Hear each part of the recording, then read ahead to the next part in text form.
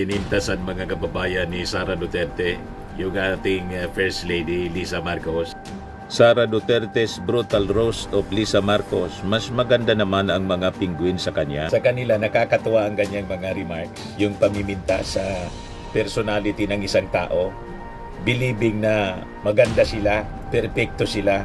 Ganon ang mga DDS. Ako nga kung ano-ano ang tinatawag sa akin, unggoy. Napakalayo ng itsura ni Mrs. Lisa Marcos. At magandang ugali niya, refined. Hindi mo maringgan ng masamang salita.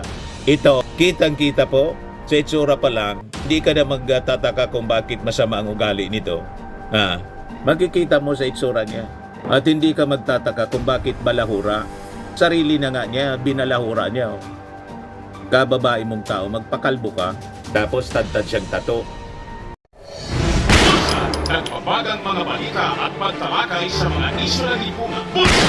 Opinyon, banat at paglalantad sa katotohanan. Bulsa! What you see is what you get. You decide.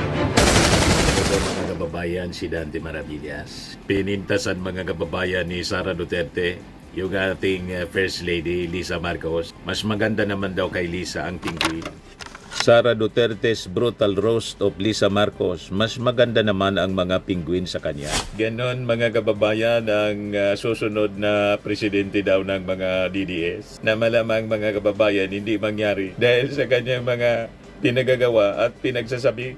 Just imagine maging presidente si Sara Duterte. Tapos ganyan ang uri ng kanyang pag-iisip at kabalahura mga kababayan ang kanyang bibig. What if karap nito yung ibang mga leaders ng mundo? Pagkatapos hindi nagustuhan isang leader tulad ng kanyang tatay, pati Santo Papa, pinagmumura, pati si Obama. Di ba? Malalagay po sa problema yung ating bansa.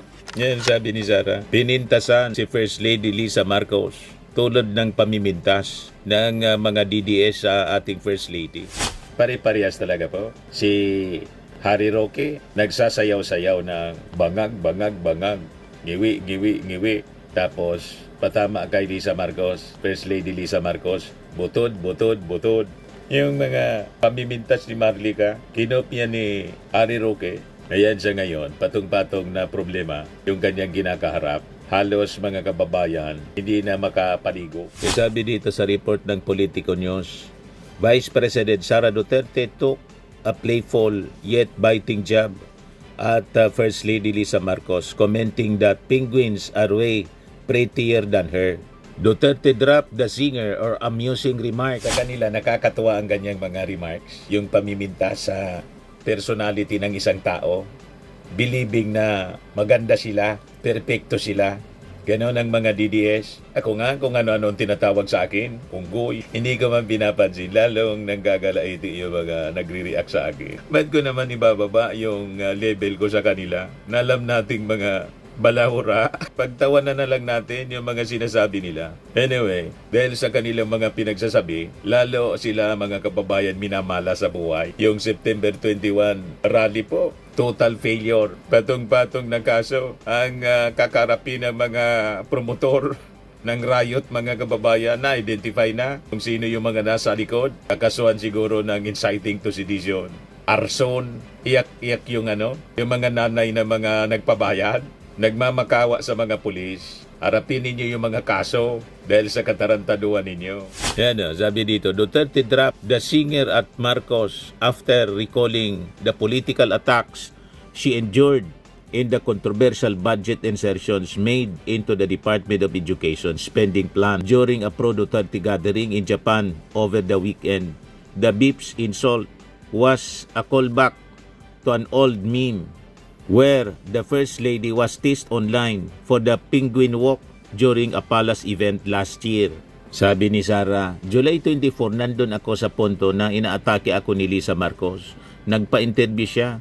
Ma'am, mas maganda naman ang mga penguin kaysa sa kanya, the Vice President said, eliciting laughter from the crowd.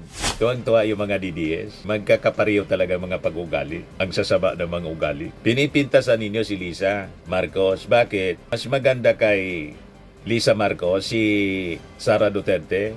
Yan ang paniwala ninyo. Tingnan nga ninyo ang mukha ni Sara Duterte. I-compare ninyo kay Mrs. Lisa Marcos. Yan si Mrs. Lisa Marcos noong kanyang kabataan. O ito si Sara. Nakita ninyo, tawag niyan sungal. Sungal ang tawag niyan sa amin dito. Nung bata pala si Sara Duterte, yung ngipin niya, sungal ang tawag niyan sa amin. Pinaayos na lang siguro ngayon. Malamang salamat Dok si Sara Duterte. Kasi tingnan ninyo ang kanyang itsura. Sungal. Malayo sa itsura. Walang kaklas-klas. Kung magkapamintas kayo, Sara Duterte, ba't hindi mo balikan yung picture mo nung panahon na bata ka pa? Elementary yata yan. I-compare mo sa sino ang mukhang penguin? I-compare mo sa itsura ni Lisa Marcos. Malayong malayo ang itsura ni Sara Duterte. Mga kababayan. O ito pa, ano tawag mo dito? Kung penguin si Mrs. Lisa Marcos sa tingin mo, hindi ba ito si Dugong? Ang hilig ninyong mamintas. Tingnan mo na ninyo yung sarili niyo. Lalo na nung panahon na bata pa kayo, malayong malayo sa itsura ni Lisa Marcos. Ngayon, siyempre, yung tao, matanda na rin. Normal yon na mag-iiba yung mukha. Pero kayo, ito, matanda ka na rito. Tingnan mo naman ang itsura. Yan ba ang gusto maging Pangulo? Tatawagin ninyong penguin si Miss Lisa Marcos. Tingnan muna ninyo yung sarili ninyo bago kayo mamintas. Kaya hindi ako mamintas kasi alam kong pangit ako. Hindi ko man pinipintasan si Sara. Kino-compare ko lang kasi yung itsura nila. Marunong naman akong tumingin sa pangit pagkatapos sa maganda kasi ako pangit. So, alam na alam ko ang itsura ko. Pero kung ikaw ay pangit, pagkatapos yung mas maganda sa'yo, pipintasan mong penguin, yun ang dapat siguro ma-realize ni Sara Duterte. Wala kang karapatan na mamintas kay Lisa Marcos na mas maganda sa'yo. Yan ang itsura mo. Sungal ang tawag yan. Yung papalabas ang ngipin. Yan ang tawag. Labas ang ngipin. Malamang pinanday lang, mga kababayan. At ang ngipin ni Sara hindi na totoo. False teeth, postizo siguro. Para maging maayos yung kanyang itsura. Kasi ang itsura niya, ayan tingnan nun niya naman ang ating First Lady. Hindi postizo yung ngipin niya. Natural na natural. At makikita ninyo ang beauty. Maganda pa rin nga si Mrs. Lisa Marcos kahit matanda na ngayon. Tingnan mo naman si Sara Duterte. Maganda pa ang ugali ni Mrs. Lisa Marcos. Ito, kumusta naman ang ugali nito? Di ba napakabalahura? Yes, sabi ng mga nag-react dito. Sabi ni Manang Jack, she completely lost it. Diyos me, yan ba ang magiging president sa 2028? BP such a disgrace.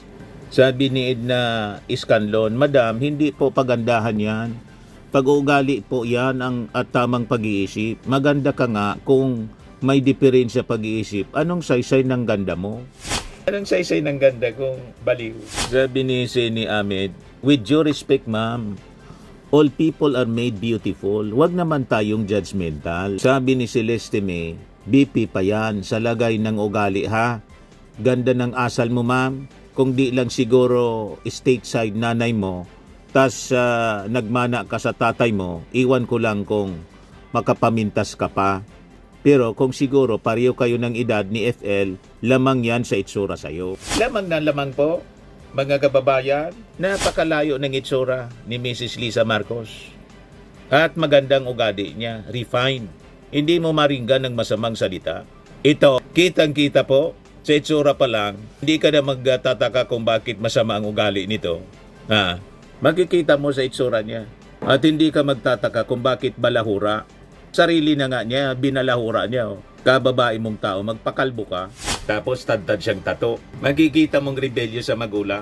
Yung magpatato pa lang, kontra nga yung nanay niya. Yung magpatato siya doon sa matanda, yung doon sa Cordillera. Pero sinuway pa niya. Tingnan ninyo. Yan kontra daw siya yung nagkwento.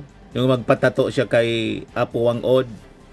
Enjoy na enjoy siya, mga kababayan. Kaya sabi ni Jocelyn Martinez Morta, our First Lady is beautifully and wonderfully made by our God. She is a true inspiration, beautiful inside and out. Marcos pa rin. Sabi ni Yay Iscarlan, mamatay ka sa inggit Fiona, matalino sa'yo ang nilalait mong pingguit. Sabi ni Marisa, bakit kaya ganyan siya magsalita? Parang bata, sa bagay ganyan din naman ang tatay niya. Sabi ni Rogelio Domingo, traditional way of attacking enemies that you could not defeat in a proper way, like citing issues. Pag hindi kaya sa issue, personalin mo na. Ganon ang style ng mga DDS. Hindi nila kaya yung mga issue. then i-atake mo personal. Tulad ng mga viewers ko rito DDS. Nanonood sila pero ayaw nila ng sinasabi ko. Galit sila sa mga pinagsasabi ko pero laging nanonood at laging nagre-react. Kung hindi ka ba naman may diferensya, ba't ka manonood na hindi ka man kumbinsido sa sinasabi ko? May diferensya ka pag ganyan tapos nagagalit ka. Sabay atake. Unggoy, bayaran, bayaran, bayaran. Yan ang mga atake sa atin. Bayaran ni Lisa Marcos, ni Lisa Tanas, ni Bangag. Sabi ni Sinmina Pineda, may something talaga to. Sabi ni Marvin, at least the First Lady has delivered so many projects, not to mention the Pasig River Esplanade, that did not cost the government anything. And her love for all project. Have you even brought in investors from abroad? The First Lady, on the other hand, was able to secure $20 million from the United Arab Emirates government for the Pasig River cleanup, plus her beautification projects in Intramuros and Rizal Park. She's also the reason why Malacanang Palace is now clean and beautiful again. So ikaw, Sara, what have you done? Sige lang ang waldas ng pera ng bayan para sa kanyang security, sa travel ng kanyang security. Kasi sabi niya, yung travel niya, personal niyang gastos. Pero sinayang niya yung oras niya habang sumisweldo sa gobyerno. Ganon pa rin. Walang contribution para sa ating bansa. Nanira pa, namirwisyo pa. You see? Sabi ni Wilma, insecure yatang masyado si Inday. The First Lady is way better than you are in all aspects. Wala ka sa kalingkingan niya. If truth be told, kaya huwag kang masyadong filingera, butangera ka. Sabi ni Mortiza Ramirez, compare mo mukha mo kay First Lady sa'yo nung kabataan niya.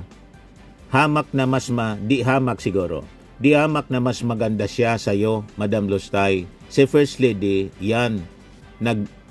hindi yan nagbelo or ano. Natural ang beauty niya. Kitang-kita po na napakaganda ng ating First Lady po. Kaya nga na-inlove yung ating Pangulong Bongbong na gwapo rin. Pang-celebrity yung mukha ng mag-asawa. Ito, pang ano po, para ang anak ng tundo. Di ba? Nakita ninyo yung anak ng tundo sa pelikula? Yung mga anak ng tundo. Ganyan na ganyan. Naman po, Firmax Firming and Lifting Cream, pinapahid po sa mga pulses in affected area. Mainam po sa paninigas ng mga kaso-kasuan. Ito naman po, Automax Radiant Serum. Sa mukha naman yung application, anti-aging po siya. You will look 10 years younger than your age. Sa mga cancer patients naman po, baka lang gusto ninyo itong itry. Neng siya Red Mix Fruit Drink. Hindi mo po siya gamot, food supplement siya. Kaya lang, gawa siya mga kababayan sa goji berry. Yung goji berry may anti-cancer properties. O ngayon, yung mga inquiries ninyo, dumiritso na lang kayo sa aming messenger sa Facebook para masagot namin agad. Ayos pa? Ayos na ayos niya, Mr. Maravilla. Sa mga nagana po ng malinis and spacious fitness gym, pumunta lang po kayo sa aming Colossal Fitness Gym. May Grab car rental din po kami. But anyway, ito po pala yung aming bagong product na binibenta online. I am worldwide amazing pure organic barley powdered drink mix from Australia. Negosyo to ng aking anak na architect entrepreneur Riz Maravillas. Ayan po. Kontakin na lang po ninyo siya, Riz Maravillas on Facebook. Ang mga health benefits niya, boost immunity, improves digestion, enhance energy levels, packed with antioxidants, prevent cancer. Ito naman po yung bago naming product na binibenta online. Eye Glow Serum, whitening po siya. Tingnan ninyo yung epekto sa aking anak na architect before and now. Yung mga inquiries po ninyo, dumiretso na lang kayo sa kanyang Facebook account, Riz Maravillas.